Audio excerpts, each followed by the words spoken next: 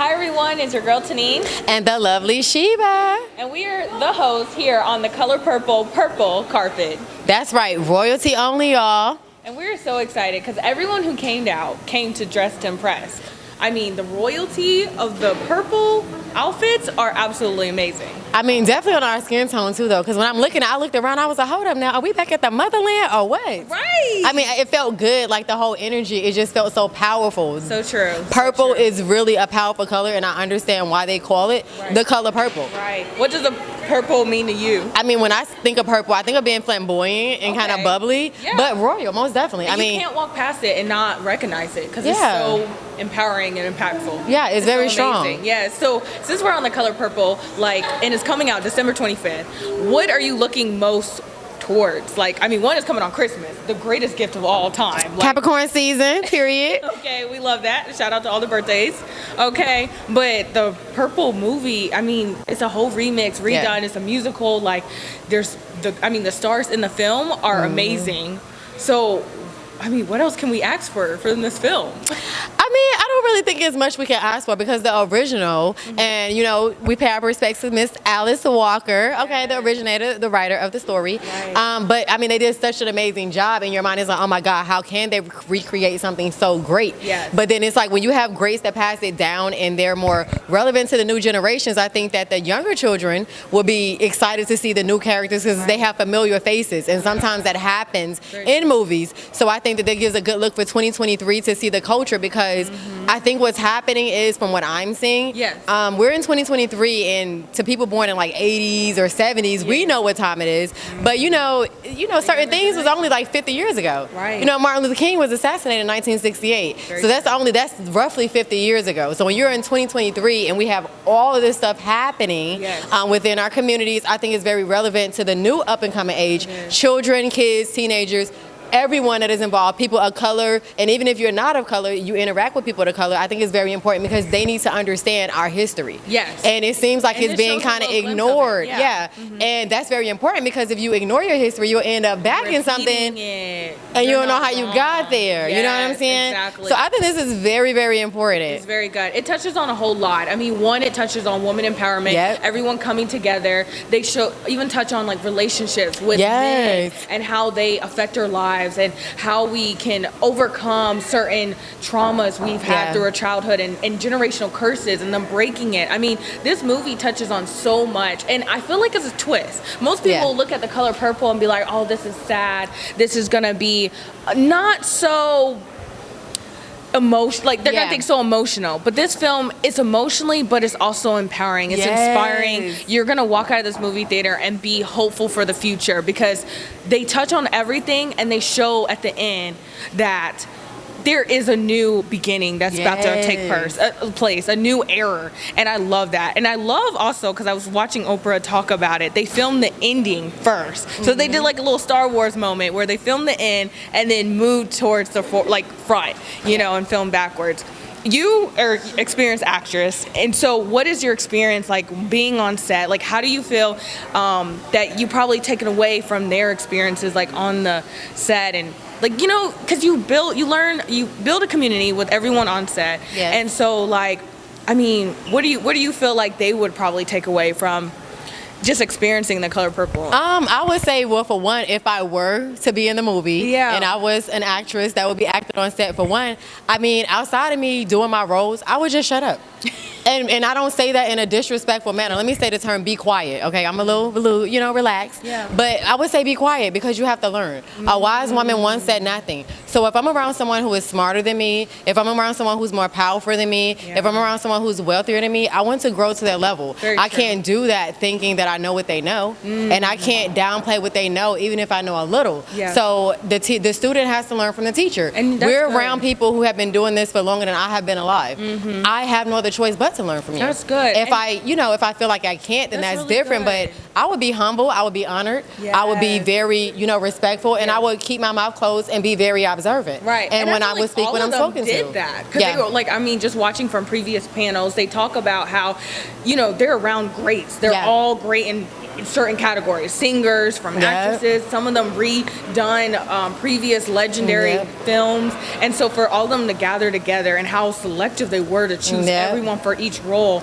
Perfect selection, by the way. Perfect. We all get to embody a different character, and it all comes to life, and we can relate it to our stories. So which character reminds you of yourself the most out of the movie? That is a great question, because Sophia is great.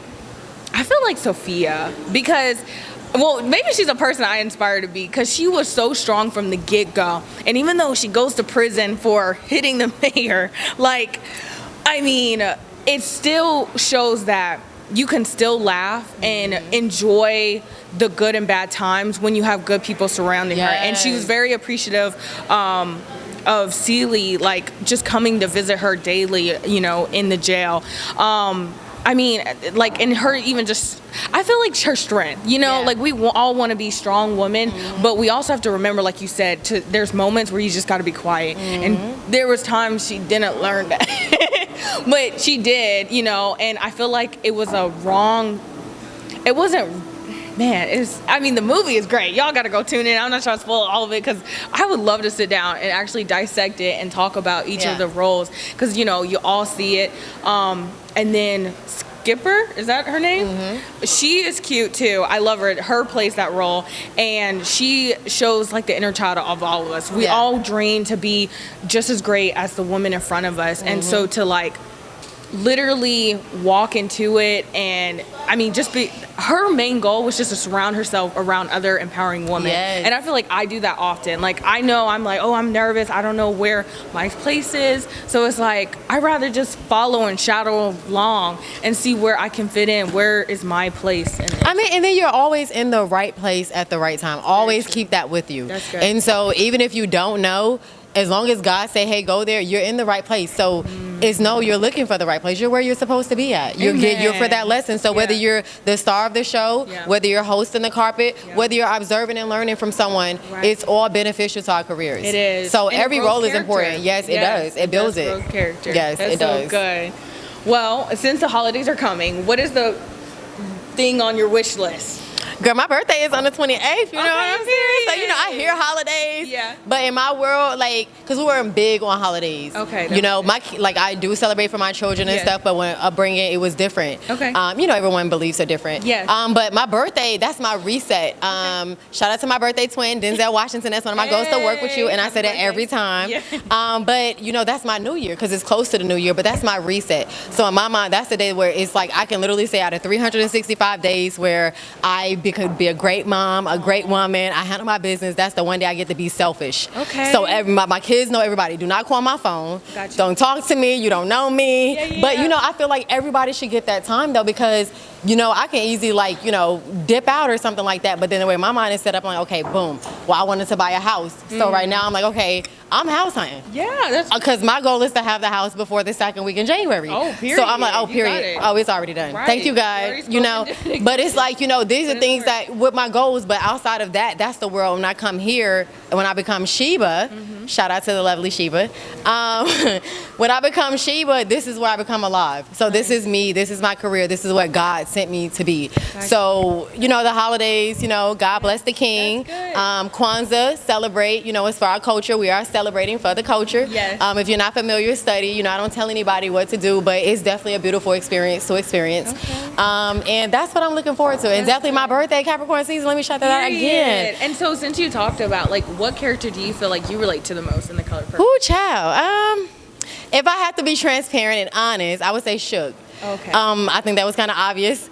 But she said, yeah. But I have this, it fits, You're fun, you're optimistic, you're hopeful, you feel like God is with you at all times. Always. He lives inside of you. Always. And you're walking in your purpose. Listen, I am nothing without God, but at the same time, Suge also, has situations. Oh, yeah. So it's like, kind of like, they have the thing like, well, being beautiful. And it's like when I go out, it's like, oh my God, you're so beautiful and pretty. Right. And it's like, this is like the outer form. Yeah. And I make sure that I keep my inner form lovely. But life, like we have our pains and situations that we go through. And I think that's also what she represents, because she also had to come into the church singing to come back to her father, yeah. To become right, because of course she's beautiful. So everything is easy. Yeah. It's like, okay, they say pretty privilege is not a thing. It is a thing. And then even her finding a companion, like she was with so many men, and it's like she still kept missing a void. And then finally she gets married, and then she's like, okay, I didn't find me. It wasn't until she met Celie that she brought out something different. She said, wow,